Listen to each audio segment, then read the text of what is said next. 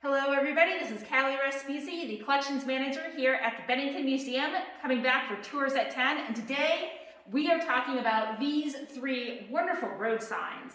These were from an intersection in Pollock, Vermont, just a little bit north of here, and there are signs for Granville, New York, Pollock, and Wells. And what's really interesting about these signs is that if you look in the hands, they have little notes.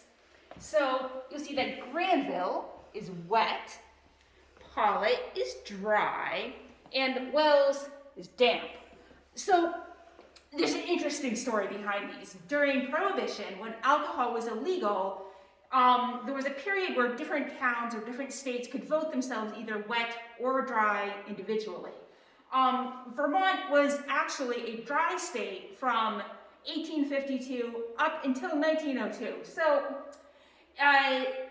even at this time, though, when alcohol was illegal, there was sort of a running joke that it wasn't very well enforced and that the entire state was in fact damp rather than wet or dry, even though it was supposed to be dry. People had a very hard time giving up their regular drinking habits. So interestingly, though, Granville had a reputation as being a wet town. Whether it actually, we don't know exactly when these signs were created or when the little notations were added, or if they were even added by the town highway department when they installed the sign, or if this was a thirsty graffiti artist later on who decided that they needed to be improved a little bit.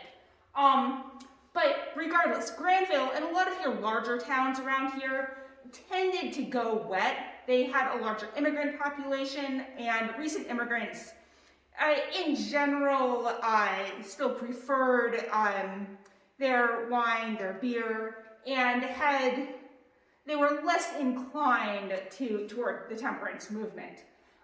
Granville, of course, was home of the slate industry, and there were a lot of immigrants and a lot of working class people there. Pollock, very small town, very conservative. Makes sense that they're dry. Wells, well, like St. Catherine is around there. There's a tourist population.